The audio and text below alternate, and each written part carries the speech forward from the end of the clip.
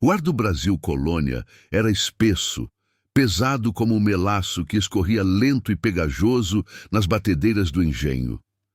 Para Isabel, 19 anos de idade e senhora da fazenda do Sol Poente, há quase 2, cada manhã nascia com o mesmo gosto amargo de fel e o mesmo cheiro adocicado e enjoativo da cana esmagada. Era uma sinfonia nauseante que prometia mais um dia idêntico ao anterior.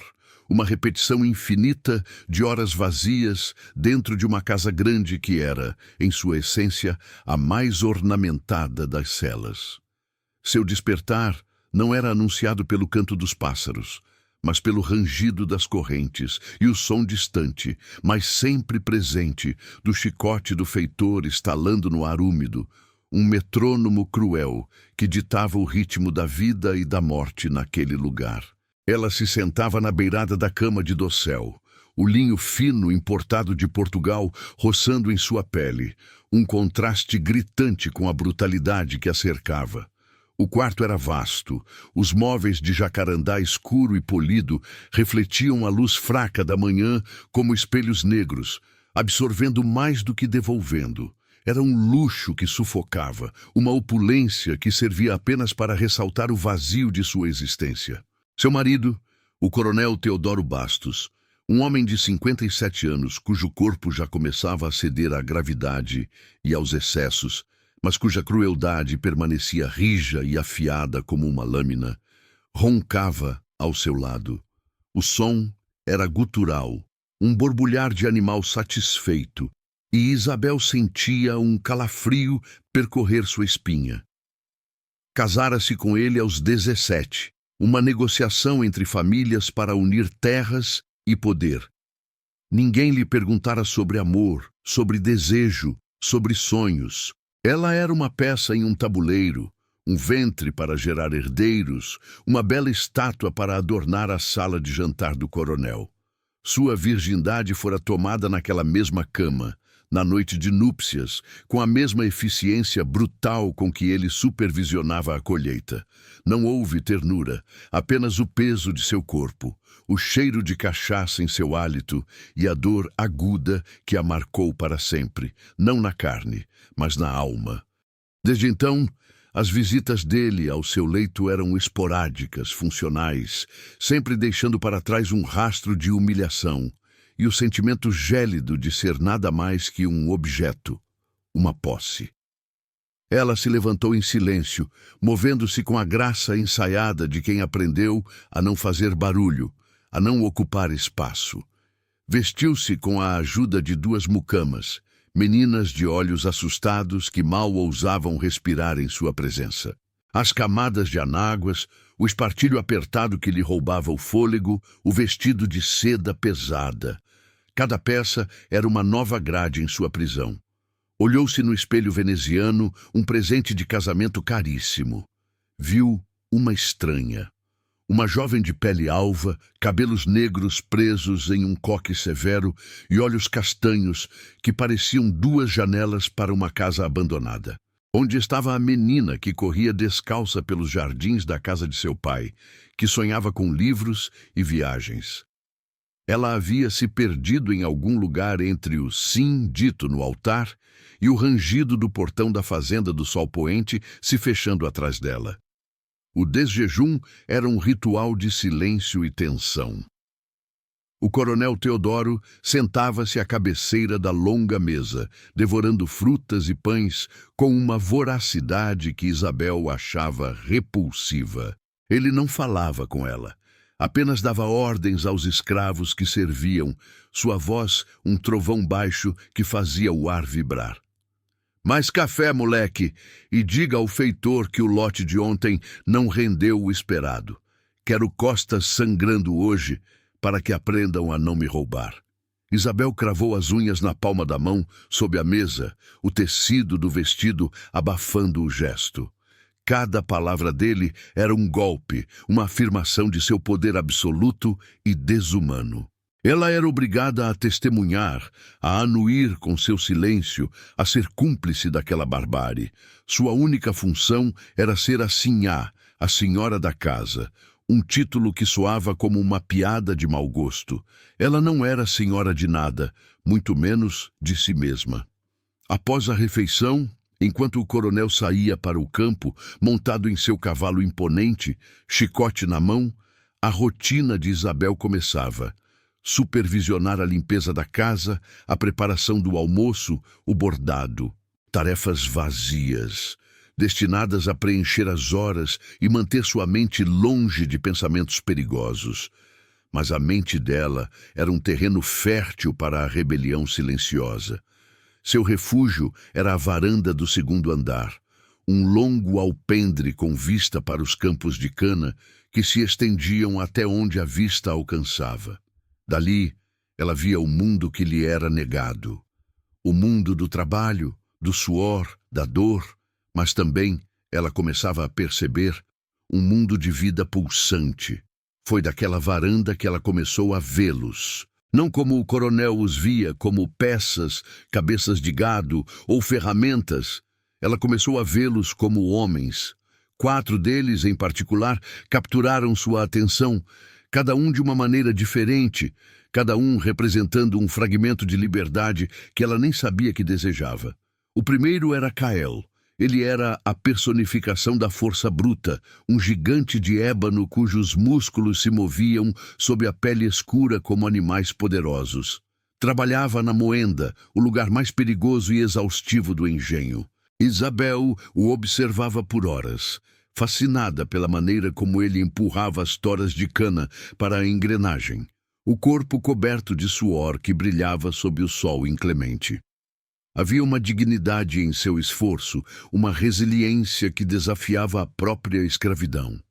Certa vez, ela o viu ser açoitado. O feitor, um homem sádico chamado Ambrósio, o acusara de lentidão. 20 chibatadas. Isabel teve que se segurar na balaustrada para não desmaiar. Mas Kael não gritou. Ele recebeu cada golpe com as costas retas, a mandíbula travada. Quando acabou, o sangue escorrendo por suas costas em rios vermelhos, ele se virou e olhou diretamente para a casa grande. Por um instante, seus olhos encontraram os de Isabel. Não havia súplica neles, nem ódio. Havia algo mais profundo, uma força que o chicote não podia tocar. Naquele olhar, Isabel viu a resistência do corpo, a capacidade de suportar o insuportável. E sentiu uma pontada de algo que era ao mesmo tempo admiração e um desejo avassalador de conhecer aquela força. O segundo era Damasceno. Ele era mais velho, seus cabelos já salpicados de prata, o corpo curvado não pela idade, mas pelo peso do conhecimento. Ele não trabalhava no campo, cuidava da pequena horta de ervas e raízes atrás da senzala e era o curandeiro da comunidade. Isabel o via conversando com as crianças, contando histórias que as faziam rir ou aplicando emplastros nas feridas dos outros escravos. Sua presença era calmante, uma ilha de sabedoria em um oceano de ignorância e violência. Uma tarde, uma das mucamas de Isabel, a jovem Lia, caiu da escada e torceu o tornozelo. O inchaço era medonho e a menina chorava de dor. O coronel apenas resmungou que era uma imprestável e que deveria ser punida pela sua falta de cuidado. Isabel, em um raro ato de desafio, mandou chamar Damasceno. Ele veio, seus olhos tranquilos estudando a situação. Com as mãos surpreendentemente gentis, ele examinou o pé da menina, murmurando palavras em uma língua que Isabel não compreendia. Ele preparou uma pasta de folhas amassadas, cujo cheiro forte e terroso invadiu o quarto. Enquanto aplicava o remédio, ele olhou para Isabel e disse com a voz grave como o som de um tambor distante: "A dor do corpo é fácil de curar, sinhá. Difícil é curar a dor da alma." As palavras a atingiram como uma pedra. Ele não estava falando apenas de Lia, ele estava falando dela. Naquele momento, Isabel viu em Damasceno a liberdade do conhecimento, a força que vinha de entender as raízes do mundo, as feridas visíveis e as invisíveis. O terceiro era Lázaro. Ele era o silêncio. Um homem de porte médio, quase sempre isolado, que trabalhava como carpinteiro, consertando as ferramentas, as cercas, os móveis quebrados da casa grande. Ele raramente falava, seus lábios quase sempre selados em uma linha fina, mas suas mãos falavam por ele. Isabel começou a notar os pequenos detalhes. Uma flor entalhada na madeira de um caixote que ele fizera para uma criança que morrera. Um pássaro esculpido com perfeição em um pedaço de sobra de madeira deixado sobre o muro da senzala. Era uma beleza clandestina, uma arte que florescia nas frestas da opressão. Sua obra era um ato de desafio silencioso, uma afirmação de que mesmo no inferno era possível criar o paraíso. Certa noite, incapaz de dormir, Isabel desceu até a cozinha para beber um copo de água. Pela janela, viu uma luz fraca vindo do galpão de Lázaro. Curiosa, ela se aproximou, escondendo-se nas sombras. Ele estava lá dentro, à luz de uma única vela, entalhando uma figura humana.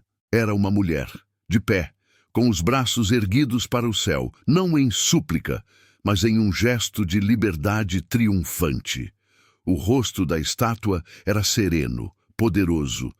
As lágrimas vieram aos olhos de Isabel sem que ela percebesse. Em Lázaro, ela viu a liberdade da criação, o poder de transformar a dor em beleza, de construir um mundo próprio quando o mundo real é insuportável. E, finalmente, havia Amari. Se Cael era a força da terra, Amari era o fogo. Jovem, impulsivo, com olhos que queimavam como brasas vivas. Ele era a rebeldia encarnada. Estava sempre no limite, desafiando a autoridade do feitor com um olhar insolente, trabalhando com uma lentidão deliberada que enlouquecia os capatazes. Ele já fora punido inúmeras vezes, mas nada parecia quebrar seu espírito. Ao contrário dos outros que baixavam os olhos quando Isabel passava, Amari a encarava. Seu olhar era uma mistura complexa de raiva, desprezo e algo mais, algo que a deixava desconcertada, uma faísca de curiosidade, talvez até de desejo. Era um olhar que a desnudava, que a arrancava de sua posição de sinhá e a colocava no mesmo plano que ele, o de um ser humano preso. Um dia, ela estava no jardim quando uma de suas presilhas de cabelo caiu no chão. Antes que pudesse se abaixar, Amari, que estava capinando um canteiro próximo, a pegou. Ele se ergueu, o suor escorrendo por seu rosto, e estendeu a presilha para ela. Seus dedos se roçaram por 1/1000 de segundo. Foi como um choque elétrico. "Cuidado para não perder o que te prende, sinhá", ele disse, a voz baixa e rouca, um sorriso zombeteiro brincando em seus lábios. E então se virou e voltou ao trabalho, deixando-a paralisada, o coração batendo descontroladamente no peito. Em Amari, Isabel viu a liberdade da rebelião, a chama que se recusa a ser apagada, a coragem de lutar mesmo quando a derrota é quase certa.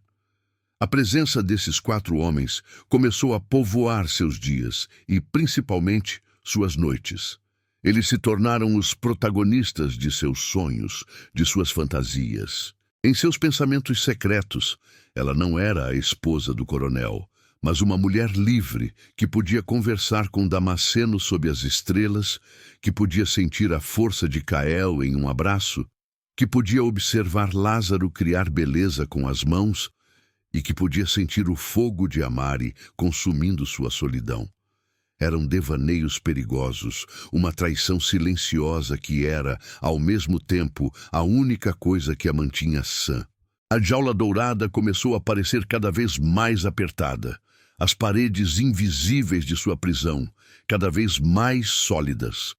A brutalidade de seu marido, que antes era uma parte terrível, mas aceita, de sua realidade, tornou-se insuportável. Certa noite, o coronel Teodoro chegou mais bêbado do que o habitual.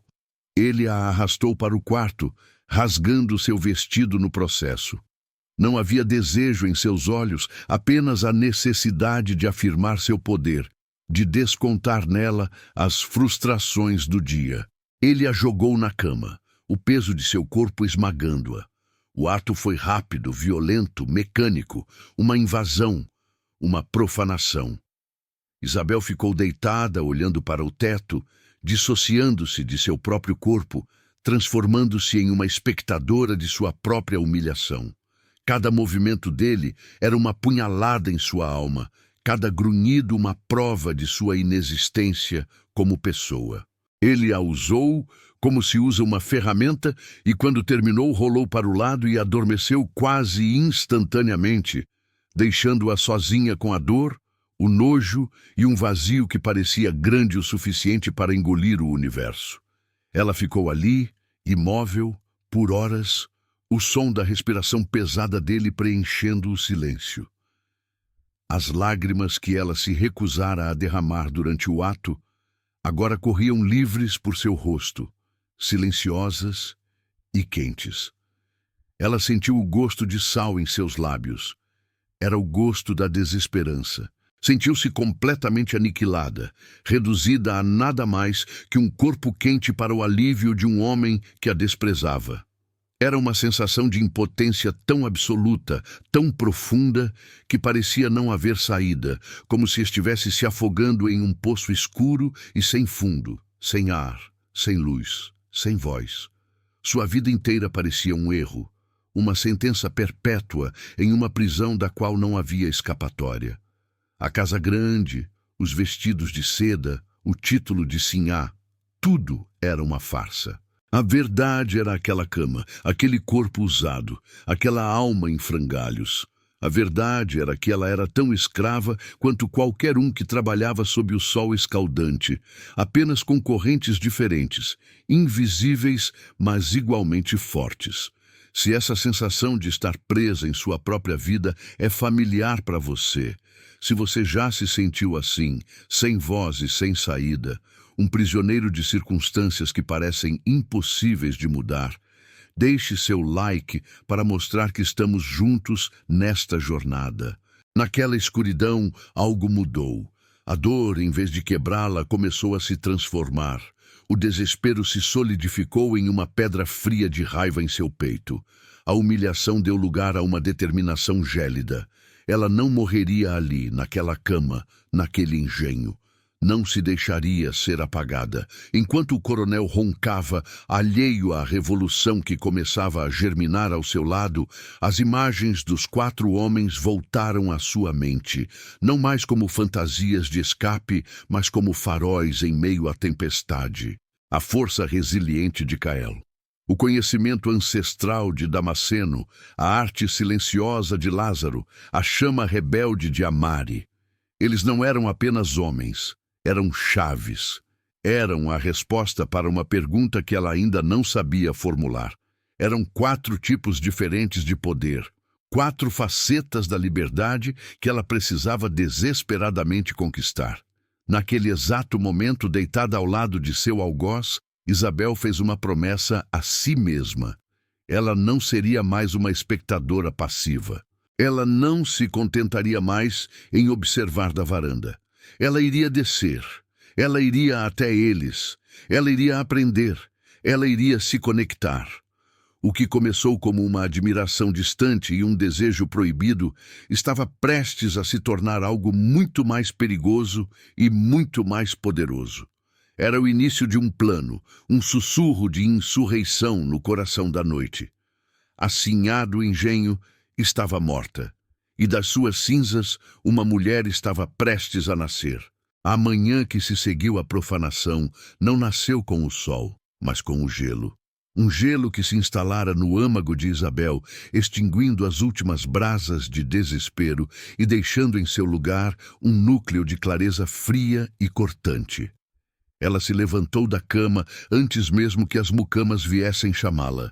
O corpo de Teodoro, um monte de carne flácida e ressonante, era agora apenas um obstáculo a ser contornado, um objeto inerte em seu caminho. Ela se moveu pelo quarto com uma precisão nova, uma economia de movimentos que beirava o predatório. Não havia mais hesitação, Não havia mais o caminhar etéreo de uma sonhadora aprisionada. Havia propósito. Na bacia de porcelana, a água gelada em seu rosto foi um batismo. Ela se olhou no espelho veneziano e a mulher que a encarou de volta era uma desconhecida. Os olhos castanhos não eram mais janelas para uma casa abandonada. Eram poços escuros onde uma determinação perigosa se escondia. As feições, antes suaves e resignadas, estavam agora esculpidas em mármore, uma máscara de serenidade que ocultava a forja de uma revolução. Ele não a havia quebrado. Ele a havia transformado em uma arma. A dor da noite anterior não fora um fim, fora uma ignição. O nojo, o combustível, a humilhação, a pólvora. E em seu peito, uma única e gélida chama de ódio ardia com uma pureza assustadora. Ela vestiu-se sozinha, dispensando as criadas com um gesto seco. O espartilho, que antes lhe roubava o fôlego, hoje parecia uma armadura. Um lembrete físico da necessidade de se manter rígida, de se manter inteira. O desjejum foi diferente. O silêncio era o mesmo, a tensão era a mesma, mas a fonte dela havia mudado. Antes, era o medo que emanava de sua cadeira. Hoje, era uma calma desafiadora. Teodoro, de ressaca e irritadiço, mal a notou, ocupado em devorar sua comida e berrar ordens. Ambrósio, quero que dobre a vigilância na senzala. Ouvi dizer que andam com conversas demais depois do toque de recolher.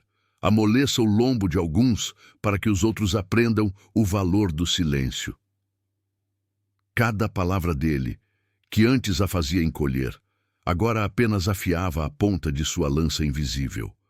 Ela o observava, não como uma esposa assustada, mas como um general estudando o inimigo. Analisava suas fraquezas, a arrogância, a dependência da bebida, a necessidade patológica de demonstrar poder. Eram frestas na muralha, pontos onde a pressão poderia ser aplicada. Quando ele finalmente se levantou e saiu para o campo, o som de suas botas pesadas se afastando não foi um alívio. Foi o sinal para o início da batalha. Ela não foi para a varanda. A era da observação passiva havia terminado. Seu primeiro movimento precisava ser calculado, preciso, de baixo risco. A chave era Damasceno, a sabedoria, a cura. A desculpa era perfeita, orgânica, inquestionável. As enxaquecas que a afligiam há meses, um sintoma real de sua angústia, seriam agora sua porta de entrada. Ela esperou o sol do meio-dia, quando a maioria dos trabalhadores estava no campo e a vigilância em torno da senzala era menor. Com um chale sobre a cabeça, como se buscasse apenas um pouco de ar, ela contornou a casa grande e se dirigiu à pequena horta de ervas nos fundos, o domínio de Damasceno. O ar ali era diferente. O cheiro adocicado da cana era substituído pelo perfume terroso e complexo de centenas de folhas.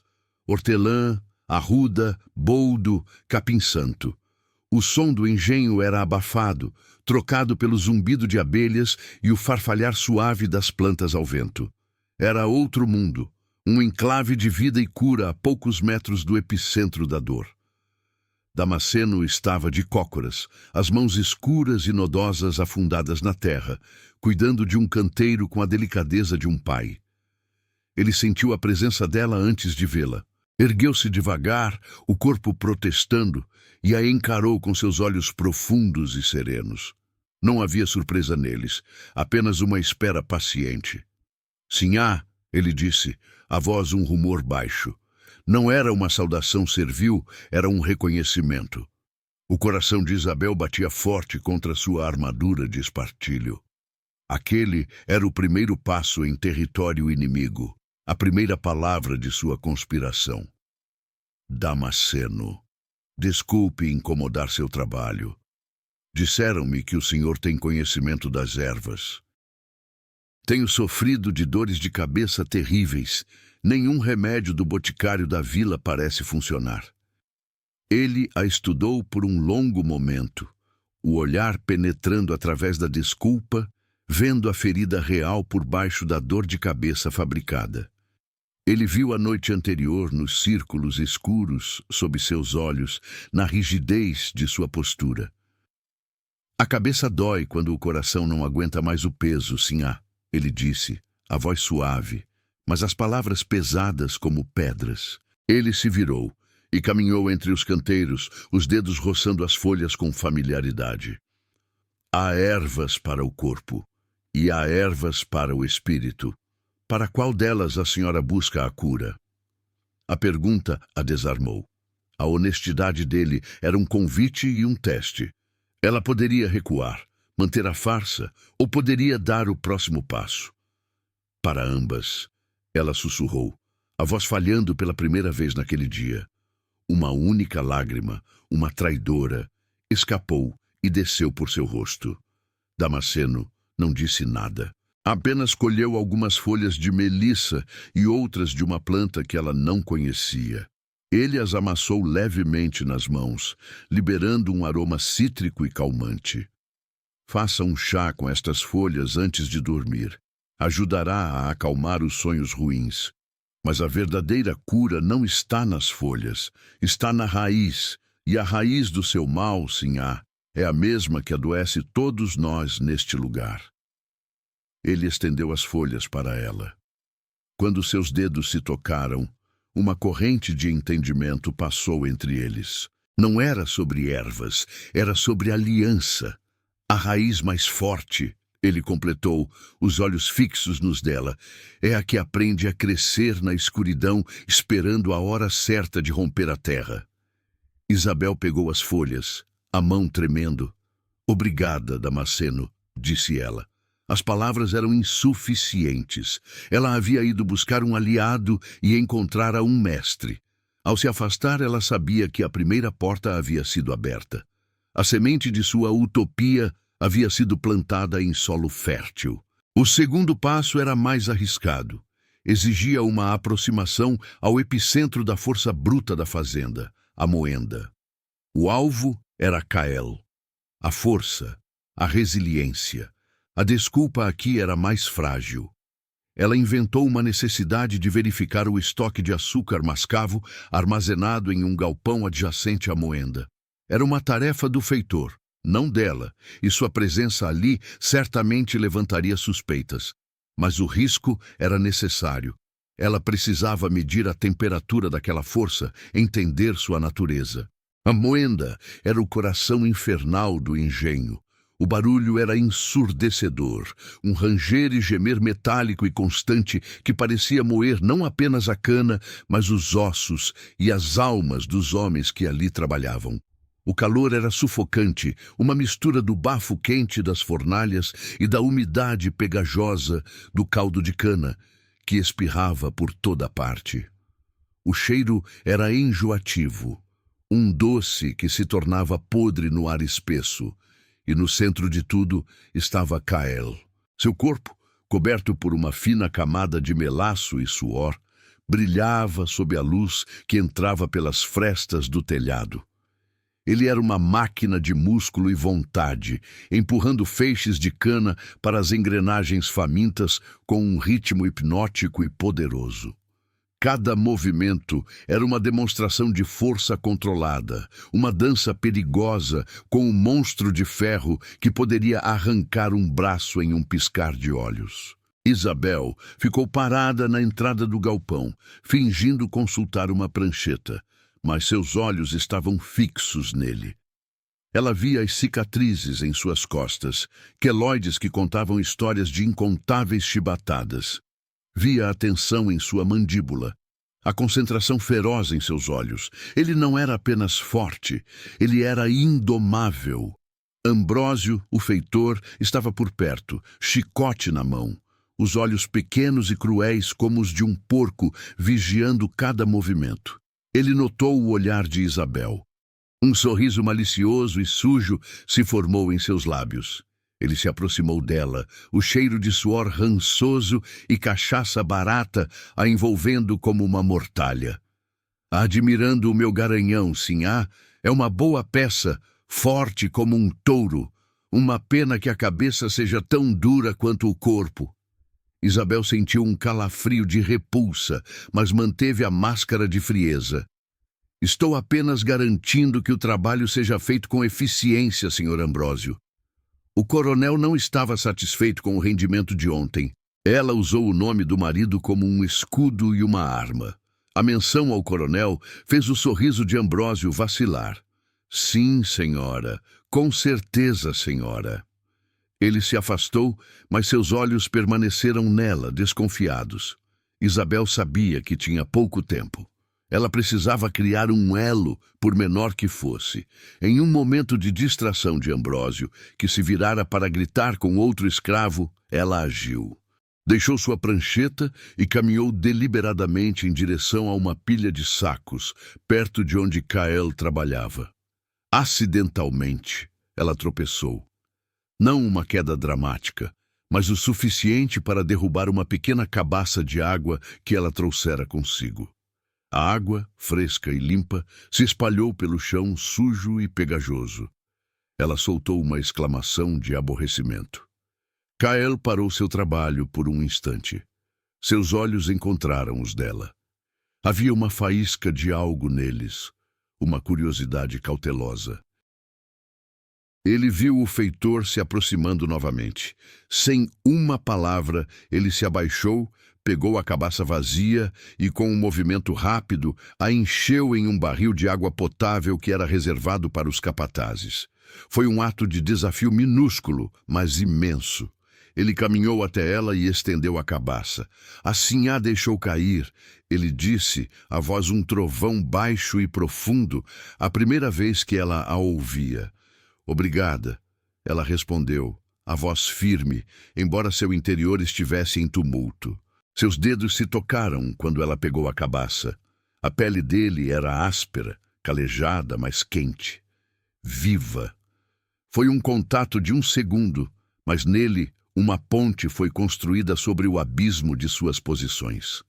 Ele não a via apenas como a esposa do torturador.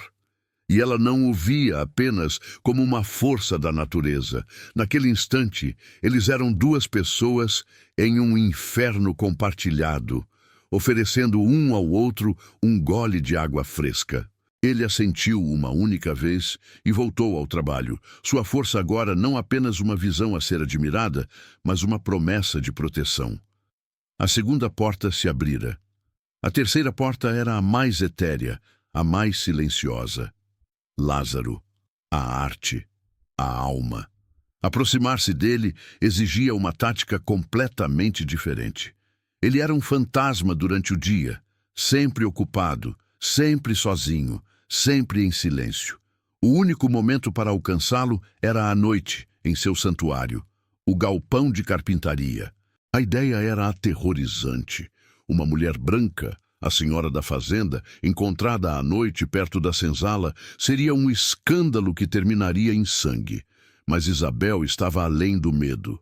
Ela era movida por uma necessidade que superava a prudência. Naquela noite, ela esperou até que a casa grande estivesse mergulhada no silêncio e na escuridão. O ronco de Teodoro era sua canção de ninar para a insurreição. Descalça, vestindo apenas uma camisola simples, ela deslizou para fora de casa como uma aparição. A noite na fazenda era um ser vivo. Os sons dos grilos eram um coro incessante. O coachar dos sapos na lagoa distante, o farfalhar de algum animal noturno no mato. O ar era fresco e carregado com o cheiro de jasmim e terra úmida.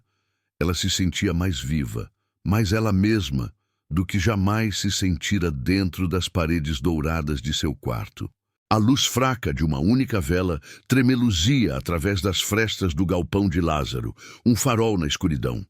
Ela se aproximou com o coração na boca, cada passo um risco calculado. Pressionou o olho contra uma fresta na madeira gasta e olhou para dentro.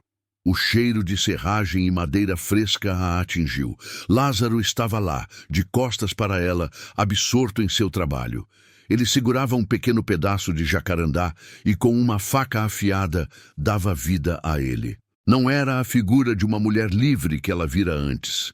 Era um pássaro, Uma águia, talvez, com as asas meio abertas, no exato instante antes de alçar voo. A concentração em seu rosto, iluminado pela chama dançante, era a de um devoto em oração. Suas mãos, que durante o dia consertavam cercas e carroças, agora realizavam milagres em miniatura. Ela não conseguiu se conter. Um suspiro escapou de seus lábios, um som minúsculo, quase inaudível. Mas no silêncio da noite, foi como um trovão. Lázaro congelou. Sua mão parou no meio de um corte. Devagar, muito devagar, ele se virou. Seus olhos se arregalaram ao vê-la ali, uma figura pálida na escuridão. O medo brilhou em seu rosto por um instante, o medo primordial do escravo diante do poder arbitrário do Senhor. Ele esperava um grito, uma acusação, mas Isabel apenas colocou um dedo nos lábios, pedindo silêncio. Ela deu um passo para dentro do galpão, o chão de terra abafando seus pés. "Eu não vou te machucar", ela sussurrou. "Eu só queria ver." Lázaro permaneceu imóvel, a faca ainda na mão, não como uma arma, mas como uma extensão de si mesmo. Ele a observou, tentando decifrar o enigma de sua presença. Isabel se aproximou da bancada de trabalho, os olhos fixos na pequena águia de madeira. "É lindo", disse ela, a voz embargada. "Como você consegue? Como, no meio de tudo isso, você consegue criar algo tão cheio de esperança?" Ele finalmente falou, a voz baixa e um pouco rouca pelo desuso. "Porque se eu parar de criar, sinhá, eles terão vencido. Eles podem ter meu corpo durante o dia, mas à noite, minha alma é livre para voar." Ele olhou para a águia em sua mão. "Eu entalho o que não posso ter." "Talvez", disse Isabel, erguendo os olhos para encontrar os dele, "você entalhe o que ainda teremos." Um novo entendimento nasceu entre eles naquele momento. Uma comunhão de almas que ansiavam pela beleza e pela liberdade. Isabel estendeu a mão, não para tocar a escultura, mas para tocar a mão dele, um gesto de igualdade, de reconhecimento. Ele não recuou. Sua pele era quente, coberta por uma fina poeira de serragem. "Ensine-me", ela pediu em um sussurro. "Ensine-me a criar." Ele apenas assentiu, os olhos brilhando com uma luz que não vinha da vela. A terceira porta estava aberta. Ela não havia encontrado apenas um artista, encontrara o guardião da alma de sua rebelião. Faltava a quarta porta, a mais perigosa, a mais volátil, a Marie. O fogo, a rebeldia. Ele não era um homem a ser abordado com chás de ervas, goles de água ou sussurros noturnos. Ele era uma força que precisava ser confrontada. Isabel sabia que um encontro com ele seria um ponto sem retorno. Ele a desprezava, a desejava, a desafiava com cada olhar. Ele era o teste final de sua resolução. Ela o procurou por 2 dias. Ele parecia evitá-la, como se sentisse a mudança nela e não soubesse como reagir. Finalmente, ela o encurralou perto do rio, onde ele fora enviado para consertar uma cerca quebrada, longe dos olhos do feitor. O sol do fim da tarde pintava o céu de laranja e roxo, e o som da água correndo sobre as pedras era a única trilha sonora. Ele a viu se aproximar e endireitou o corpo, o martelo na mão. O suor colava a camisa de algodão grosseiro em seu peito, e seus olhos queimavam com uma intensidade desafiadora. "Perdeu alguma coisa por aqui, sinhá?" ele perguntou, a voz carregada de sarcasmo. "Pelo contrário", respondeu Isabel, parando a poucos passos dele. "Acho que vim encontrar algo." Um sorriso zombeteiro curvou seus lábios. E o que seria? Um escravo para abanar seu leque? Ou talvez um para aquecer sua cama, já que o coronel parece preferir a companhia da cachaça? As palavras eram brutais, calculadas para ferir, para afastá-la. Mas a Isabel de antes, que teria corado e fugido, estava morta. A nova Isabel deu um passo à frente. "Vim encontrar o único homem nesta fazenda que não tem medo de olhar nos meus olhos." A resposta o pegou de surpresa. A zombaria em seu rosto deu lugar a uma confusão cautelosa. Medo? Eu tenho mais motivos para ter medo do que qualquer um. Um olhar errado, uma palavra errada e meu sangue enfeita o chicote de Ambrósio. Isso não é medo, disse Isabel, sua voz baixa e intensa. Isso é cautela. Medo é o que eu sentia. Medo de acordar, medo de respirar, medo de viver nesta jaula. Mas esse medo acabou. Ela deu mais um passo. Estavam tão perto que ela podia sentir o calor que emanava do corpo dele. Eu vi você, Amari. Eu vejo a chama em você, a mesma chama que começou a queimar em mim. Uma chama que pode nos libertar ou nos consumir. Ele a encarava, a respiração suspensa, o martelo esquecido em sua mão. Ele via a verdade no rosto dela, uma verdade tão crua e perigosa que o assustava e o atraía na mesma medida. Você está louca, ele sussurrou. Brincar com fogo assim. Assim vai se queimar e vai levar a todos nós junto. Eu já estou queimando, ela respondeu.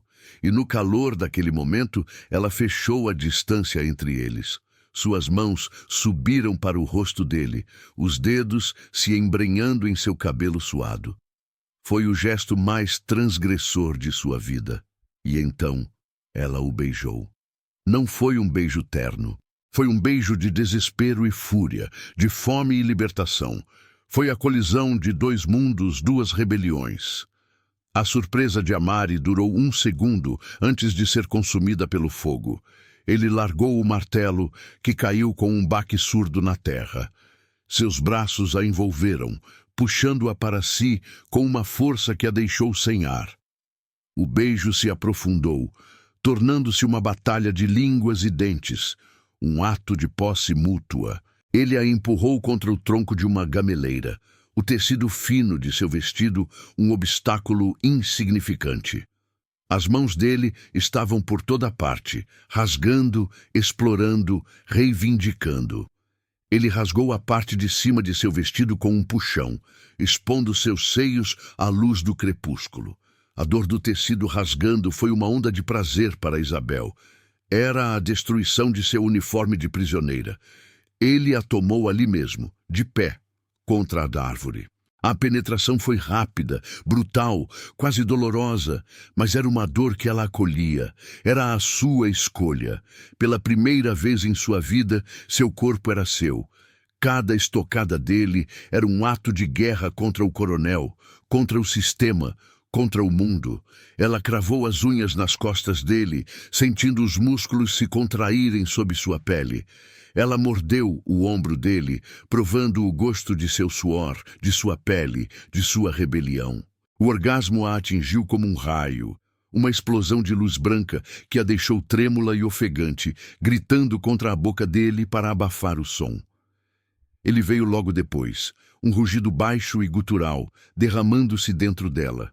Eles ficaram ali, abraçados, os corpos colados, os corpos trêmulos pelo esforço e pela libertação, o som da água do rio e de suas respirações ofegantes preenchendo o silêncio do crepúsculo. A realidade desabou sobre eles com a mesma força do desejo que os unira. O que haviam feito era um ato de guerra, uma declaração assinada com seus corpos, uma traição que, se descoberta, significaria a morte mais cruel para ele e uma ruína inimaginável para ela. Amari se afastou primeiro, os olhos ainda queimando, mas agora com uma camada de medo e incerteza. Ele olhou para o vestido rasgado dela, para os seios expostos, e a enormidade de seu ato o atingiu. Ele, um escravo, havia possuído e marcado o corpo da Sinhá, a propriedade mais valiosa do coronel depois de suas terras. Vista-se, ele disse a voz rouca, quase um rosnado. Havia pânico em seu tom. Alguém pode vir, se nos virem. Isabel, no entanto, sentiu uma calma gélida e eufórica. O medo que ela esperava sentir não veio. Em seu lugar, havia uma certeza absoluta. Aquele não fora um erro. Fora o passo final e irrevogável através de uma porta que jamais se fecharia novamente. Ela ajeitou o vestido rasgado da melhor forma que pôde, o tecido arruinado, um troféu de sua insurreição.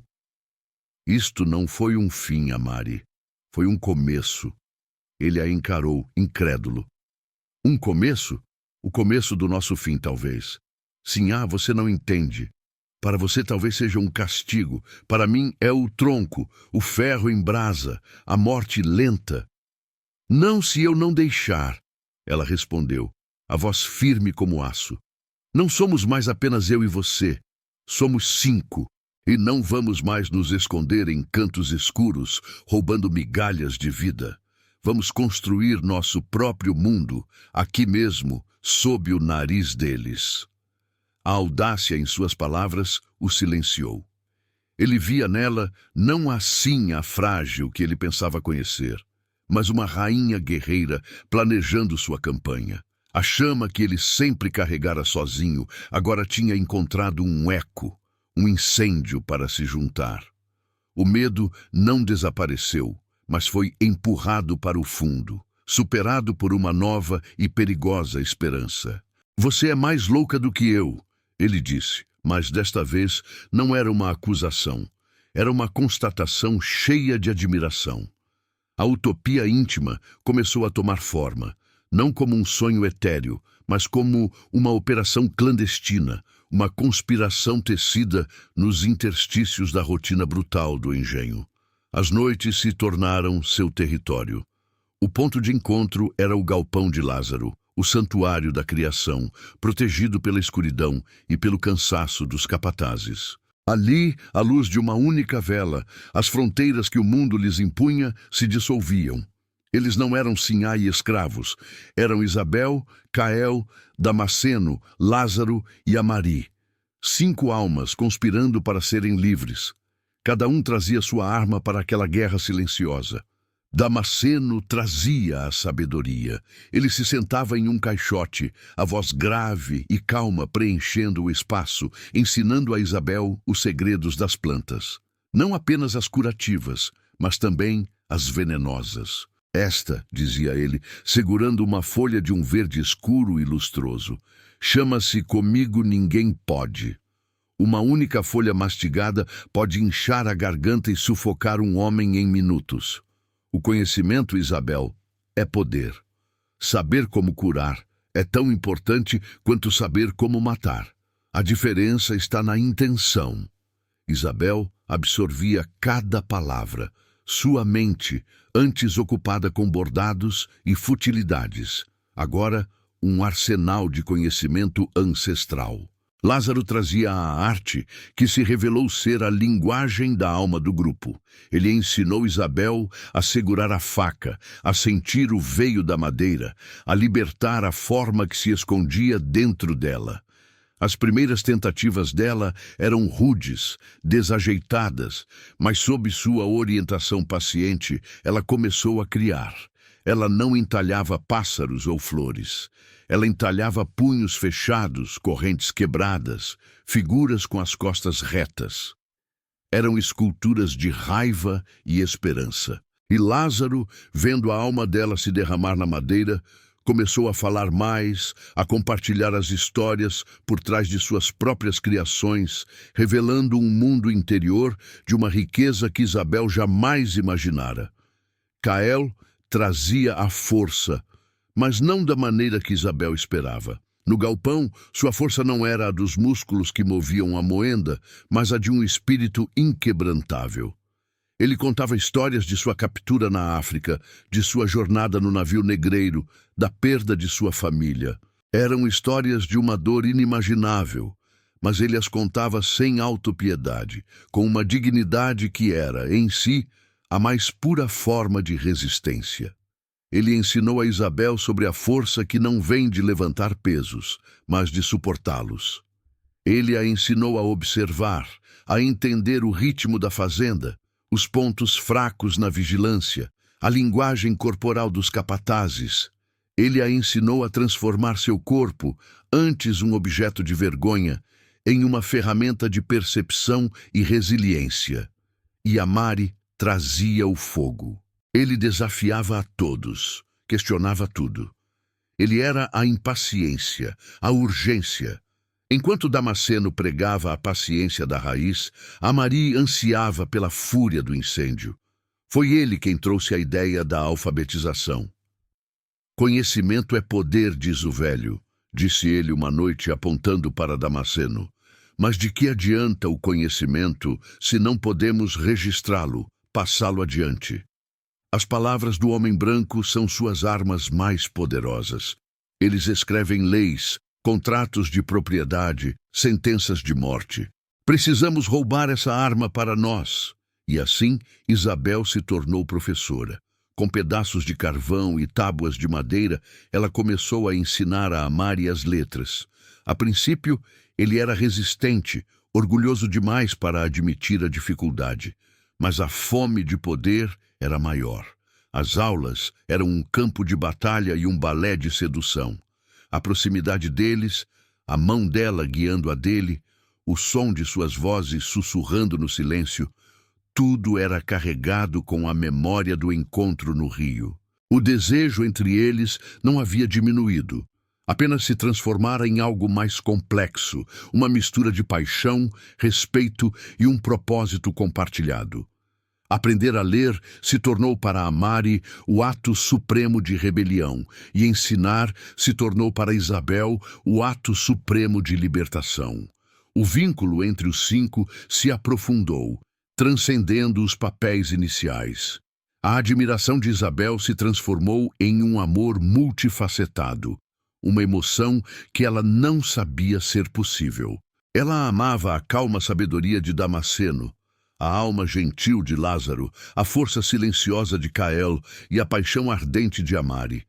E eles, por sua vez, encontraram nela não uma sinha para ser servida ou desejada, mas uma líder, uma irmã de armas, o centro de sua nova nação de 5 pessoas. A intimidade física se tornou uma extensão natural dessa comunhão. Não era promiscuidade, era uma exploração radical da liberdade em um mundo que lhes negava qualquer controle sobre seus próprios corpos. Havia noites em que a mão de Lázaro encontrava a dela sobre a madeira e um entendimento silencioso passava entre eles, culminando em um abraço que curava a solidão de ambos. Havia momentos em que a presença massiva e protetora de Kyle era tudo o que ela precisava, e ela se aninhava contra seu peito, sentindo-se segura pela primeira vez em sua vida. O corpo de Isabel, antes uma prisão, tornou-se um território livre, um espaço de descoberta e prazer mútuo, um ato político contra a propriedade imposta por seu casamento. Essa era a falsa vitória. Dentro do galpão, eles eram livres. Construíram um paraíso no coração do inferno, um bolsão de humanidade em um mar de brutalidade. Mas o inferno não se esquece de seus prisioneiros. A mudança em Isabel não passou despercebida.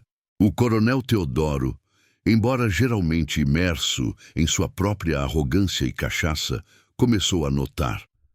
A esposa submissa e apática havia desaparecido. Em seu lugar, havia uma mulher com um brilho nos olhos, uma mulher que o encarava durante o jantar, em vez de baixar o olhar. Uma mulher cujo corpo parecia mais vivo, mais vibrante. A princípio, ele gostou. Achou que sua brutalidade finalmente a havia domado da maneira correta. Certa noite, ele a procurou em seu quarto, o desejo grosseiro atiçado pela nova vitalidade dela. Mas quando ele a tocou, ela não se dissociou. Ela o encarou com olhos frios e vazios, permitindo o ato com uma passividade que era mais insultuosa do que qualquer resistência. Ele a usou, mas sentiu pela primeira vez que não a possuía. A sensação o deixou furioso e desconfiado. Quem realmente sentiu a mudança foi Ambrósio. O feitor, cuja existência se baseava em observar e controlar, sentiu que o equilíbrio de poder estava se alterando de uma forma que ele não compreendia, mas que o ameaçava profundamente. Ele via a maneira como Isabel agora caminhava pela fazenda, não mais como uma boneca de porcelana, mas com um propósito. Ele notou os olhares que passavam entre ela e os 4 homens. Eram rápidos demais, sutis demais para serem provados como algo, mas a soma deles criava um padrão alarmante em sua mente paranoica. Ele começou a vigiá-los, a criar pequenas armadilhas, esperando que um deles cometesse um erro. O primeiro obstáculo veio de uma fonte inesperada. Lia, a jovem mucama que Isabel protegera, era leal. Mas ela também era aterrorizada. Ela via as escapadas noturnas de sua senhora, via as manchas de terra em suas camisolas, sentia o cheiro de serragem em seus cabelos. O medo do que aconteceria se o coronel descobrisse a corroía. Uma tarde, enquanto ajudava Isabel a se vestir, ela não aguentou. Sinhá, tome cuidado, sussurrou ela, as mãos tremendo tanto que mal conseguia amarrar as fitas do vestido. O feitor Ambrósio, ele anda fazendo perguntas sobre a senhora, sobre eles. O aviso foi como um balde de água gelada. Isabel percebeu a fragilidade de seu paraíso. Eles haviam se tornado descuidados, inebriados por sua liberdade secreta. A ameaça não estava apenas do lado de fora das paredes do galpão. Estava em cada olhar, cada sussurro, cada sombra da fazenda. Ela agradeceu a Lia, garantindo-lhe seu silêncio. Mas a semente da ansiedade havia sido plantada. Ambrósio não precisou de muito tempo.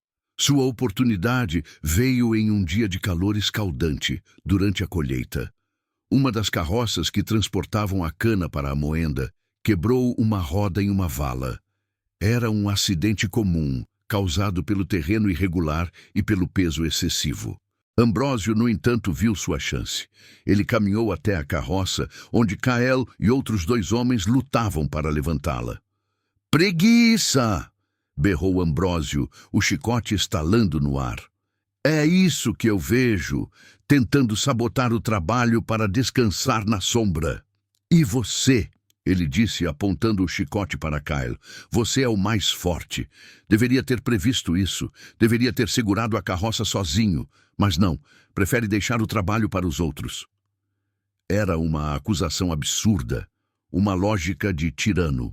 Kyle não respondeu. Apenas continuou a empurrar a carroça, os músculos de suas costas saltando sob a pele suada. O silêncio dele, sua recusa em se rebaixar ao nível do feitor, foi o que selou seu destino. Para Ambrósio, aquela dignidade era a mais pura insolência. "Ah, o touro silencioso", zombou Ambrósio. "Vamos ver se conseguimos arrancar algum som de você." Ele fez um sinal para 2 capatazes. "Amarrem-no no tronco." A notícia correu pela fazenda como fogo em palha seca. Isabel estava em casa, tentando ler um dos livros que roubara da biblioteca do coronel, quando ouviu a comoção. Ela correu para a varanda e seu sangue gelou. No centro do pátio, Caelo estava sendo despido até a cintura e amarrado ao pelourinho. O coronel Teodoro saíra da casa grande para assistir ao espetáculo, um copo de cachaça na mão, um sorriso de satisfação no rosto. Era um teatro de poder, e todos eram obrigados a ser a plateia. Isabel sentiu um impulso avassalador de correr, de gritar, de se jogar na frente de Cael. Mas a mão invisível de Damasceno parecia segurá-la. A raiz cresce na escuridão. Lázaro, de seu galpão, observava com o rosto transformado em uma máscara de pedra. Amari, no meio do campo, parou de trabalhar, o facão pendendo em sua mão, os nós dos dedos brancos. Eles estavam todos assistindo, todos impotentes, presos em sua própria parte do palco.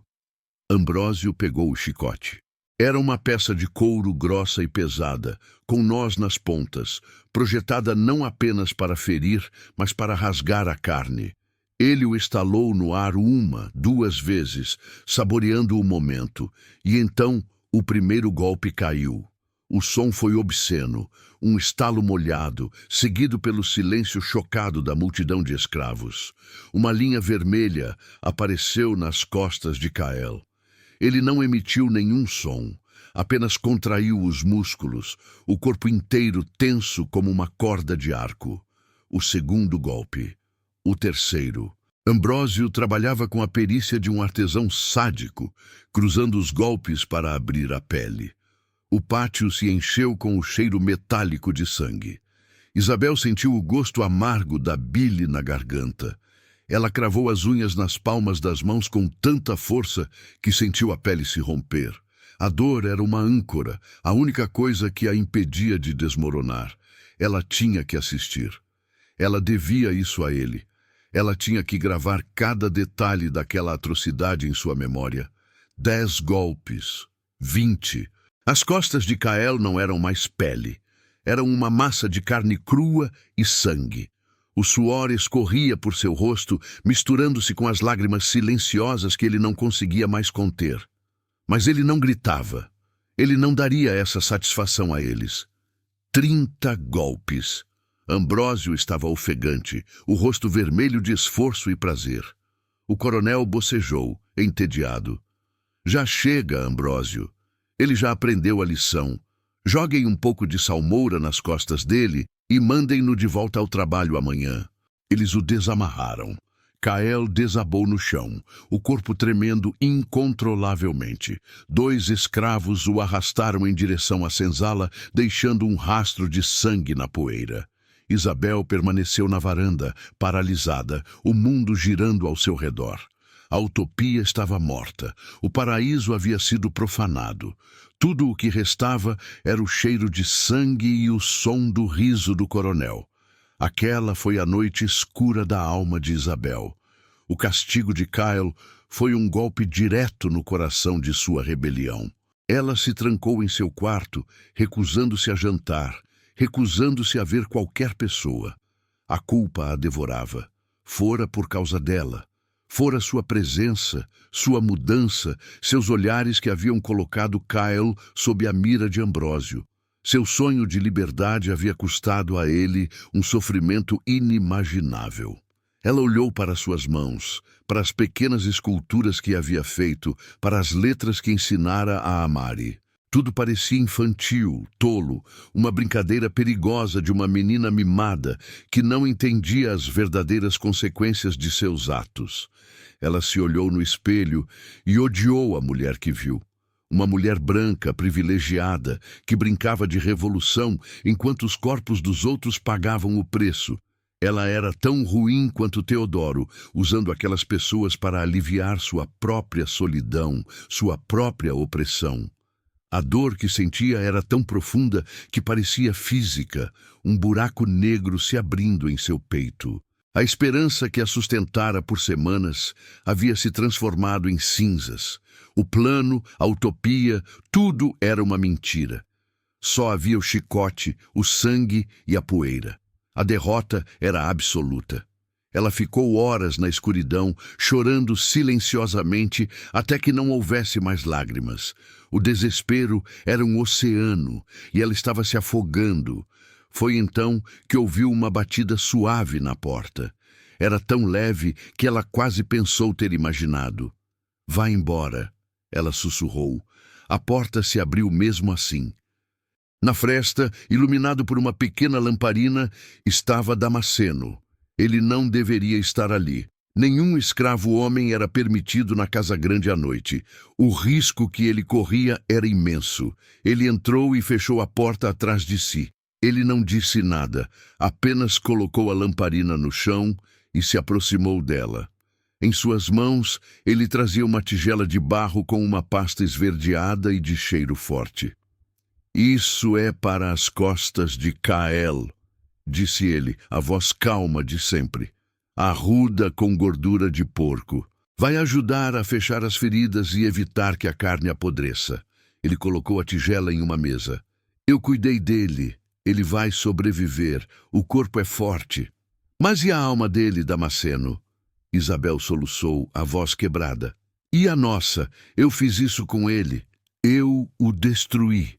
Damasceno a encarou, seus olhos parecendo conter a sabedoria de milênios. "Você acha que a liberdade é um jardim tranquilo, Isabel? Acha que se planta uma semente e ela cresce sem tempestades? Não. A liberdade é uma árvore que precisa ser regada com sangue e lágrimas para crescer forte. O que aconteceu hoje não foi o fim. Foi o primeiro teste. Eles nos mostraram a força do chicote deles. Agora, nós temos que mostrar a eles a força das nossas raízes. Ele se sentou no chão, aos pés dela. Você não trouxe a dor para nós. A dor já estava aqui. Você nos trouxe a esperança de que ela poderia ter um fim. Você nos lembrou que somos homens, não animais. E por isso, Kael suportou 30 chibatadas sem gritar. Ele não fez isso por ele. Ele fez isso por nós, para nos mostrar que eles podem rasgar nossa pele, mas não podem tocar nossa vontade. As palavras dele eram como um bálsamo, mas também como um aguilhão. Elas a confortaram e a envergonharam de sua própria fraqueza. Eu não sei o que fazer, ela admitiu, a voz um fio. Eu estou com medo. É bom ter medo, respondeu Damasceno. O medo nos mantém vivos, mas não podemos deixar que ele nos paralise. A raiz que tem medo da escuridão nunca verá o sol. Ele se levantou. Kael vai se curar. Lázaro está em seu galpão, entalhando. Ele não está fazendo pássaros hoje. Está afiando um pedaço de ferro até que ele se torne uma lâmina. E a Mari está espalhando a palavra, as letras que você ensinou a ele. Ele está ensinando a outros. Ele está forjando um exército de sussurros. Isabel ergueu a cabeça, os olhos arregalados. O que ela pensava ser o fim era, na verdade, uma transformação. A brutalidade de Ambrósio não havia quebrado o grupo. Havia temperado seu aço. A dor não os havia separado. Havia unido suas determinações em uma única arma. Nosso paraíso secreto não era suficiente, continuou Damasceno, como se lesse seus pensamentos. Era um refúgio, não uma solução. Não podemos viver escondidos para sempre. O que aconteceu hoje nos ensinou uma lição. Não basta sonhar com a liberdade em um galpão escuro. Temos que arrancá-la deles à luz do dia. Uma nova chama se acendeu nas cinzas do desespero de Isabel. Não era a chama vacilante da esperança de antes. Era uma chama fria, dura e letal. A chama da vingança e da justiça. Ela se levantou, o corpo ainda dolorido pela tensão, mas a mente clara como cristal. Ela não era uma menina brincando de revolução.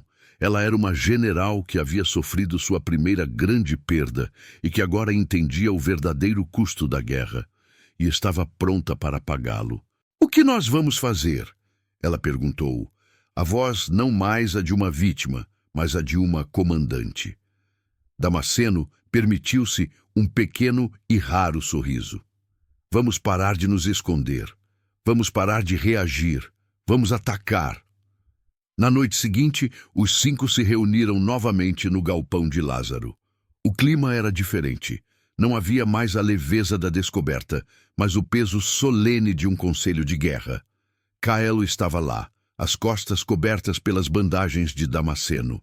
Ele se movia com dificuldade, mas seus olhos brilhavam com uma fúria gelada. Lázaro não estava entalhando. Sobre sua bancada, ao lado de uma pequena águia de madeira, repousava uma adaga rústica, mas mortal, forjada a partir de um elo de corrente quebrado. A Mari não trazia tábuas para sua aula de leitura. Trazia um mapa da fazenda, desenhado em um pedaço de couro, com as posições dos vigias e os horários das rondas. Isabel ficou diante deles, não mais como a sinhá curiosa ou a amante proibida, mas como o nexo que os unia. "Damasceno está certo", disse ela, a voz ressoando no silêncio. "Nosso sonho de um mundo melhor não pode existir dentro destas paredes enquanto o inferno reina lá fora. Eles nos atacaram, eles tentaram nos quebrar, eles nos mostraram que não há acordo possível, não há paz a ser negociada. Só existe a vitória ou a aniquilação." Ela pegou a adaga que Lázaro fizera. Era pesada, fria. O peso da decisão. Não vamos mais lutar por um refúgio. Vamos lutar pela fazenda inteira. Não vamos mais nos contentar em roubar momentos de liberdade. Vamos tomar a liberdade para todos. O plano começou a se formar, cada um contribuindo com sua peça. A sabedoria de Damasceno com as ervas se tornou a chave para neutralizar os capatazes e o coronel.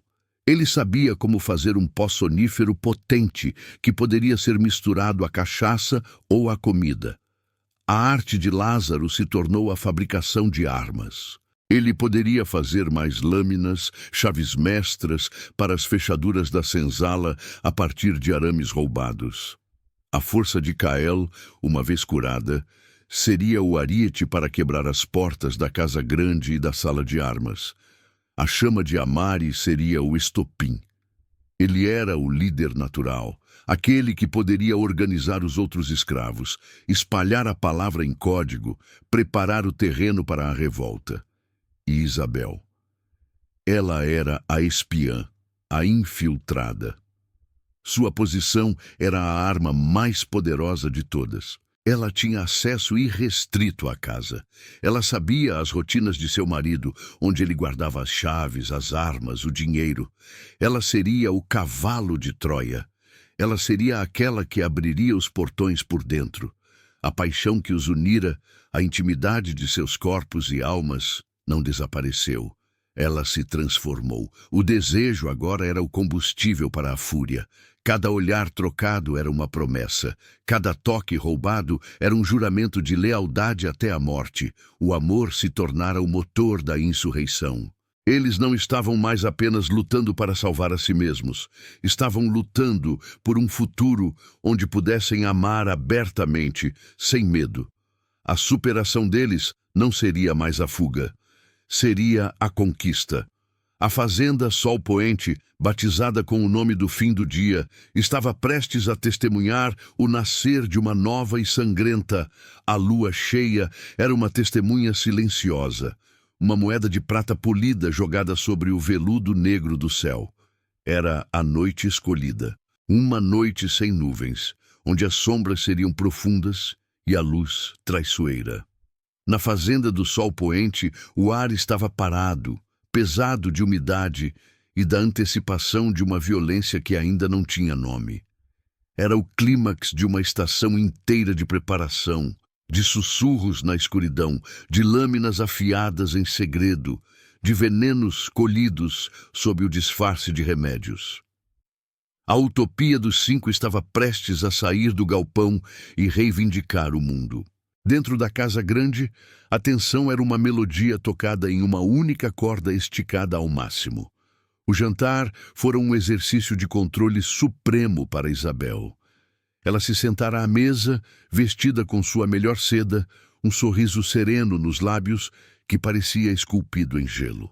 Diante dela, o coronel Teodoro Bastos comia e bebia com sua voracidade habitual, alheio à tempestade que se formava nos olhos da mulher que ele considerava sua propriedade mais dócil.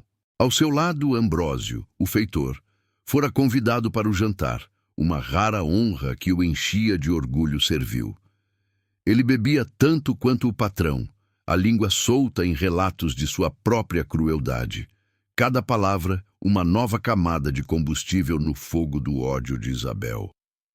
E então eu disse ao moleque, Ambrósio gargalhava, a comida voando de sua boca, que se ele derrubasse mais um saco de açúcar, eu o faria lamber cada grão do chão do armazém. O desgraçado aprendeu rápido.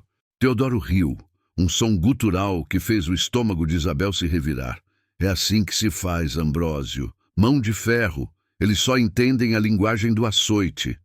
Isabel sentia o olhar dos dois sobre ela. O de Teodoro era o de um proprietário satisfeito com seu objeto de luxo. O de Ambrósio era diferente, mais agudo, ainda carregado de uma desconfiança que nunca se dissipara completamente. Ele a observava, tentando encontrar uma fresta em sua armadura de sinhá. Ela sabia que precisava ser perfeita. Qualquer hesitação, qualquer tremor em sua mão poderia colocar tudo a perder. O plano começara com ela. A primeira peça do dominó. Em suas mãos, ela segurava uma garrafa de cachaça especial, uma que ela mesma fora buscar na adega mais cedo. "Coronel", disse ela, a voz suave como seda, "o senhor Ambrósio tem trabalhado tanto para garantir nossa prosperidade. Pensei que deveríamos brindar a ele esta noite com a reserva especial do meu pai.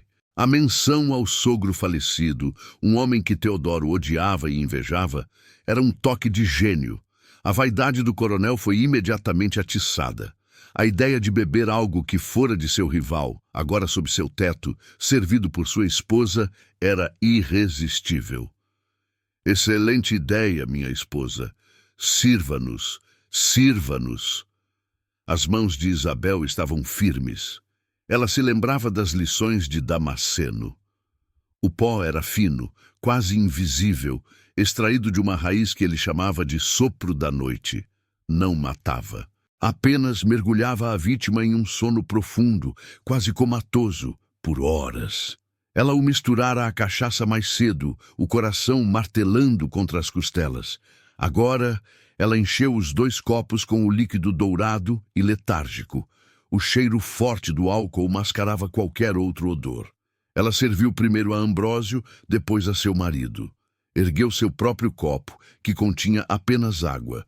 A um futuro ainda mais próspero para a fazenda do sol poente. Ela brindou, os olhos encontrando os de Teodoro por sobre a borda do copo. A prosperidade, ele urrou, virando o copo de uma só vez. Ambrósio o imitou, ansioso por agradar. Isabel bebeu sua água, observando-os. O veneno não era instantâneo, levaria alguns minutos, minutos que se esticaram como uma eternidade. Ela precisava mantê-los na mesa. Começou a falar sobre trivialidades, sobre um novo tecido que chegara da capital, sobre um boato da corte. Cada palavra era um esforço monumental, uma peça de teatro encenada sobre um vulcão prestes a entrar em erupção. O primeiro a ceder foi Teodoro. Seus olhos começaram a piscar lentamente. Ele bocejou, um som cavernoso. De repente, me sinto cansado. O dia foi longo. Sua cabeça pendeu para o lado e, com um suspiro pesado, ele adormeceu, o rosto caindo sobre o prato de comida. Ambrósio olhou para o patrão desmaiado com uma expressão confusa. Ele tentou se levantar, mas suas pernas não obedeceram. O que há nesta bebida? Ele balbuciou, os olhos se arregalando em pânico ao se fixarem em Isabel. Ele viu. Naquele último momento de consciência, ele finalmente entendeu a verdade em seus olhos frios. Ele tentou gritar, mas o som saiu como um gemido fraco. Seu corpo tombou para o lado, caindo da cadeira com um baque surdo no chão. Silêncio. Apenas o tic-tac do grande relógio de pêndulo na sala. Isabel ficou de pé, o corpo tremendo com a adrenalina. Estava feito. A primeira parte estava completa. Ela caminhou até a janela que dava para o pátio. Lá fora, na escuridão, ela abriu as cortinas e acendeu uma lamparina, colocando-a no parapeito. Apagou-a, acendeu-a novamente. Apagou-a. 3 vezes. O sinal.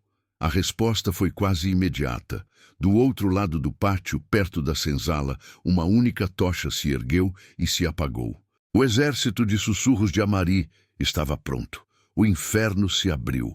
O primeiro som foi o de madeira se partindo. Cael, o corpo finalmente curado, mas a alma ainda em chamas pela humilhação do açoite, usou um ariete improvisado com um tronco de árvore.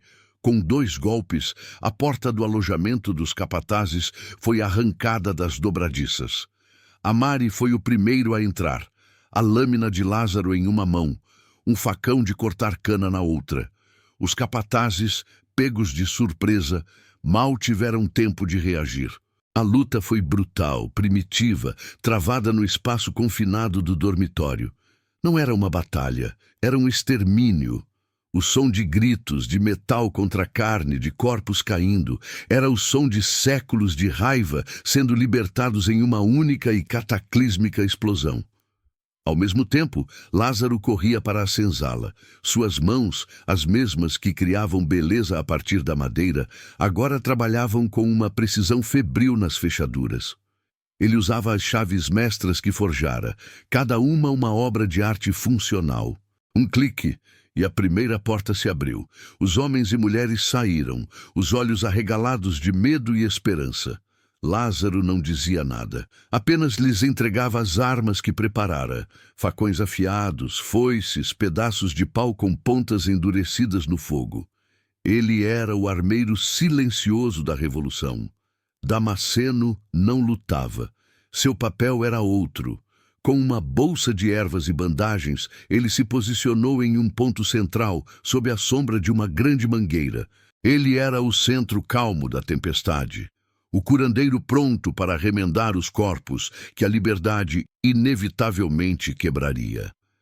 Sua presença era um lembrete de que aquela guerra não era apenas sobre destruir, mas sobre construir algo novo a partir dos escombros. Isabel, dentro da casa, tinha sua própria missão. Ela correu para o escritório de Teodoro. Com a chave que roubara de seu cinto enquanto ele dormia, ela abriu a gaveta onde ele guardava suas pistolas e, mais importante, o livro de registros da fazenda.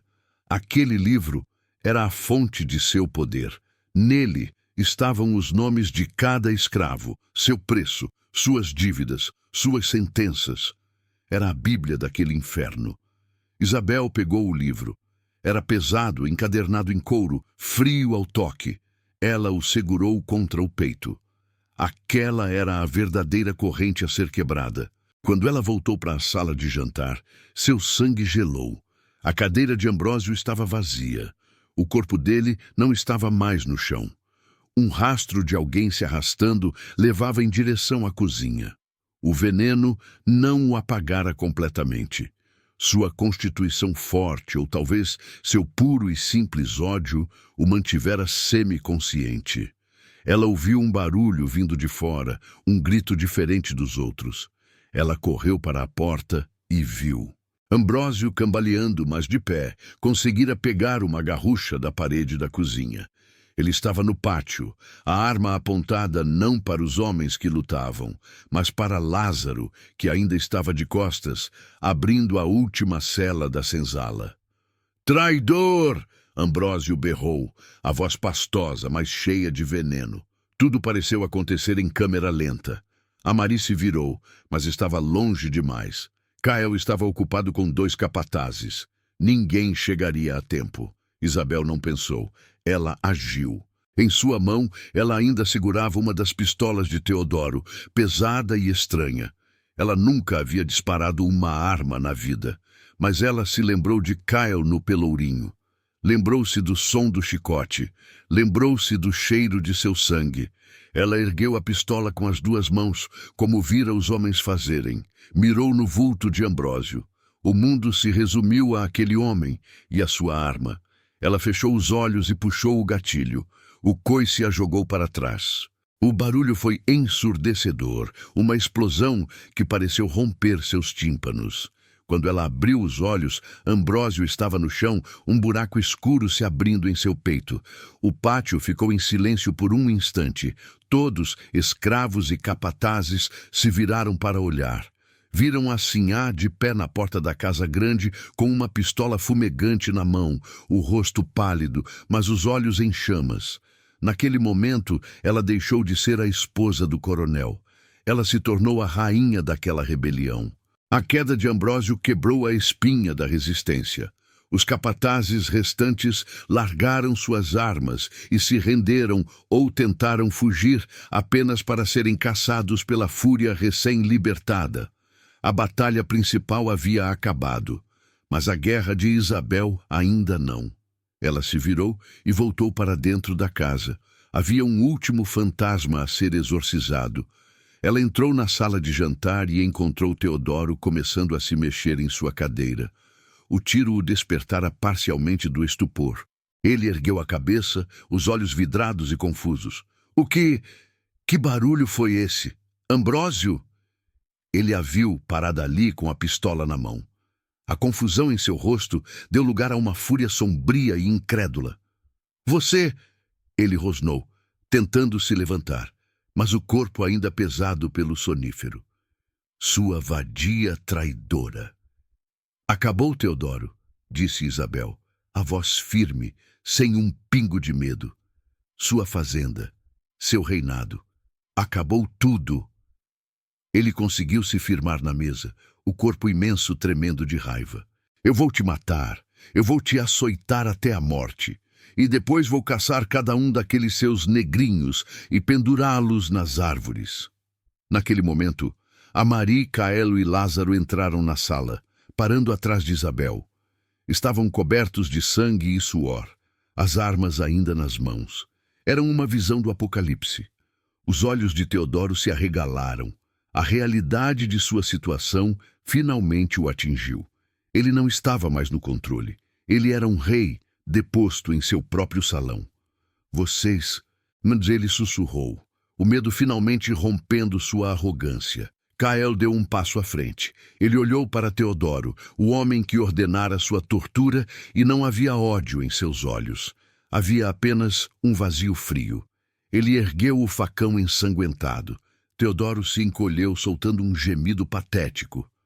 Não, disse Isabel, colocando a mão no braço de Cael. Todos olharam para ela. A morte é fácil demais para ele. Ele não nos tratava como homens. Não vamos nos rebaixar ao nível dele. Ela se aproximou da mesa. Pegou o pesado livro de registros. Abriu-o na lareira, que ainda tinha algumas brasas do jantar. Seu poder não estava no seu chicote, Teodoro. Estava nisto, nestas palavras, nestes nomes que você usou para nos prender. Ela rasgou uma página onde se lia Cael Peça, avaliado em 500 mil réis. Ela jogou a página no fogo. Ela ardeu em chamas. Ela rasgou outra. Amari Peça, 180 mil réis. E outra. Lázaro. E outra. Damasceno. Página após página, ela alimentou o fogo com a história de sua escravidão. Cada nome que ela lia em voz alta era uma libertação. Os outros escravos começaram a se aglomerar na porta, assistindo em silêncio reverente. O livro que os definia como propriedade estava sendo destruído. Era um ritual, um batismo de fogo. Quando a última página foi queimada, Isabel se virou para Teodoro, que a observava, derrotado, as lágrimas de raiva e impotência escorrendo por seu rosto flácido. Agora você não tem nada, disse ela. Você não é um coronel. Você é apenas um homem, sozinho e sem poder. Ela se virou e foi embora, seguida pelos outros, deixando-o em meio às cinzas de seu império. Eles não o mataram, eles o apagaram. Condenaram-no a viver como um fantasma em sua própria casa vazia. Uma punição muito mais cruel do que a morte. O sol nasceu naquela manhã em um mundo diferente. A fazenda do Sol Poente agora pertencia aos que nela haviam derramado seu sangue e suor. Mas a vitória tinha um gosto agridoce. Havia corpos para enterrar, de ambos os lados. Havia feridos para Damasceno cuidar. A liberdade era real, mas era frágil, manchada de sangue. Eles se reuniram no pátio, não mais como senhores e escravos, mas como uma comunidade de sobreviventes. Amari subiu nos degraus da Casa Grande, o novo líder forjado no fogo. Nós somos livres! Ele gritou, e um rugido de aprovação se ergueu da multidão. Mas esta terra está amaldiçoada com a memória de nossas correntes. Não podemos ficar aqui. A notícia de nossa revolta vai se espalhar. Os soldados do Império virão. Precisamos ir embora. Vamos pegar tudo o que precisamos. Comida, ferramentas, animais, e vamos para as montanhas. Vamos construir nosso próprio lugar. Um quilombo, uma terra onde ninguém é propriedade de ninguém. O plano era audacioso, perigoso, mas era o único caminho. Nos dias que se seguiram, a fazenda foi desmantelada. O que antes era uma máquina de opressão se tornou um arsenal para a liberdade. Carroças foram carregadas, armas foram distribuídas. Foi um êxodo. Na última noite, Isabel estava na varanda, olhando para os campos de cana que em breve seriam abandonados. O cheiro adocicado não era mais enjoativo. Era o cheiro de um passado que estava sendo deixado para trás. Ela sentiu uma presença atrás dela. Eram os 4, Cael, Damasceno, Lázaro e Amari. Eles ficaram ao seu lado, em silêncio, olhando para o horizonte. Você não precisa vir conosco, disse Amari, a voz surpreendentemente suave. Você pode ir para a cidade, você tem dinheiro, um nome, pode começar uma nova vida. Isabel se virou para eles, olhou para cada um, para a força tranquila de Cael, a sabedoria profunda de Damasceno, a alma criadora de Lázaro, a paixão indomável de Amari. Eles não eram mais facetas da liberdade. Eles eram sua família. O amor que ela sentia por eles era uma força da natureza. Um amor que não se encaixava em nenhuma palavra ou definição que o mundo conhecia. Era um amor forjado na dor, no desejo e na revolução. Minha vida começou na noite em que nos reunimos no galpão, disse ela. Meu lugar é com vocês, onde quer que seja. Lázaro estendeu a mão e pegou a dela. Ele colocou algo em sua palma. Era uma pequena escultura de madeira. Uma mulher, com os braços erguidos para o céu, não em súplica, mas em triunfo. E ao redor dela, 4 outras figuras, de pé, ombro a ombro, formando um círculo de proteção e unidade. Não houve um final de conto de fadas.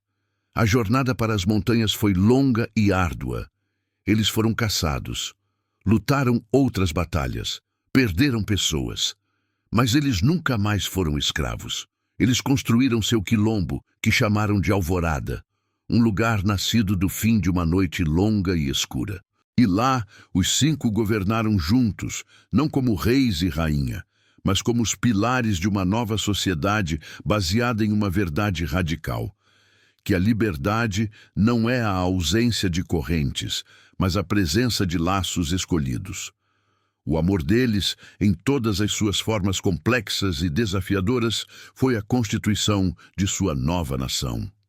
Provaram que a superação mais profunda não é escapar do inferno, mas aprender a construir o paraíso com as próprias mãos, mesmo que seja preciso queimar o mundo antigo até as cinzas. A jornada de Isabel e seus 4 amores é a prova de que as prisões mais fortes são aquelas que aceitamos em nossas mentes. Quebrar as correntes externas começa com a coragem de desafiar as internas. A mudança deles é a prova de que é possível. Inscreva-se para mais histórias de transformação e comente abaixo qual é a primeira corrente, visível ou invisível, que você vai quebrar hoje.